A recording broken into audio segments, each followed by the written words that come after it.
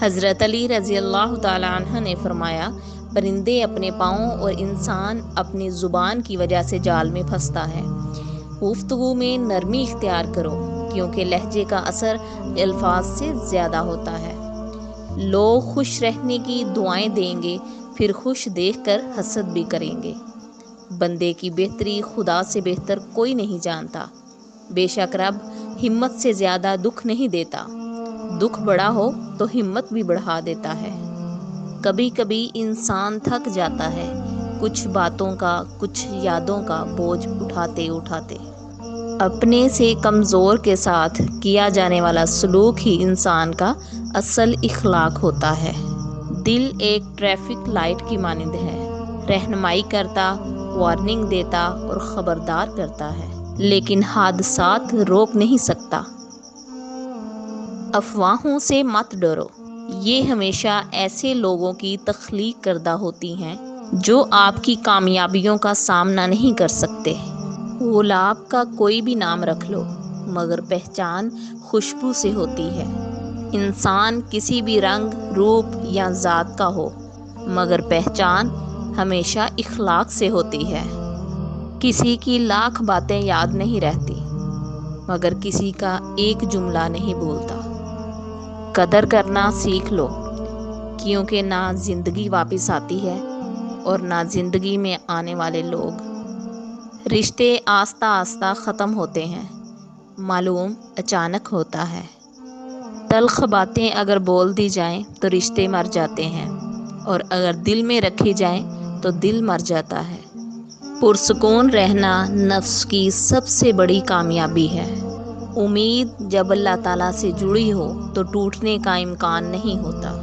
لمحے یادیں بن جاتے ہیں اور لوگ سبق بن جاتے ہیں، یہی زندگی ہے۔ منافقت منہ کی بدبو کی طرح ہوتی ہے، اپنی کا پتہ ہی نہیں چلتا، صرف دوسروں کی بری لگتی ہے۔ کچھ لوگ اپنے خلوص کی وجہ سے اور کچھ لوگ اپنی منافقت کی وجہ سے عمر بھر یاد رہ جاتے ہیں۔ جواب دینے میں زور نہیں لگتا، اصل طاقت چپ رہنے میں لگتی ہے۔ والدین اور درخت دونوں بوڑھے ہو جاتے ہیں، لیکن ان کی چھاؤں ہمیشہ گنی رہتی ہے۔ وقت ثابت کر ہی دیتا ہے کہ خدا کے فیصلے کبھی غلط نہیں ہوتے۔ سکون انسان کا کمال نہیں، رب کی عطا ہے۔ اللہ تعالیٰ کی عطا کردہ نعمتوں میں سے سب سے بڑی نعمت سکون ہے۔ آنسو وہ خاموش دعائیں ہیں جو صرف رب ہی سن سکتا ہے۔ دکھاوے کی حد تک ہر بندہ بہترین ہے، کم ظرف انسان ہمیشہ آپ کے کردار پر وار کرتا ہے۔ تکلیف سے زندگی قائم و دائم ہے۔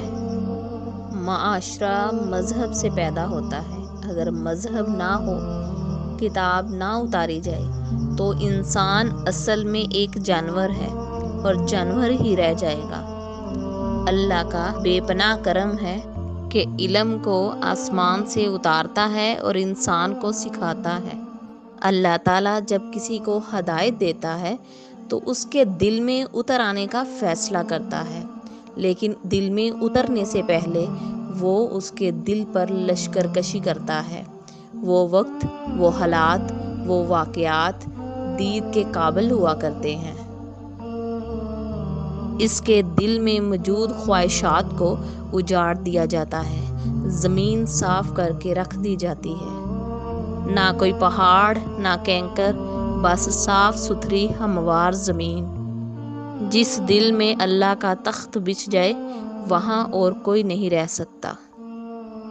جو خود کو پہچان لیتا ہے وہ اپنے رب کو جان لیتا ہے، اس جاننے سے محبت پیدا ہوتی ہے۔ انسان خوف میں جیتا ہے، خوف اس کی زندگی ہے۔ مر جانے کا خوف ہی موت کا خوف ہے۔ وہ ساری زندگی اس خوف میں جیتا ہے کہ کہیں وہ مر نہ جائے۔ انسان کبھی نہیں چاہتا کہ اس کے اس خوف کا خاتمہ ہو جائے، کیونکہ اس خوف کے ختم ہو جانے کا مطلب موت ہے۔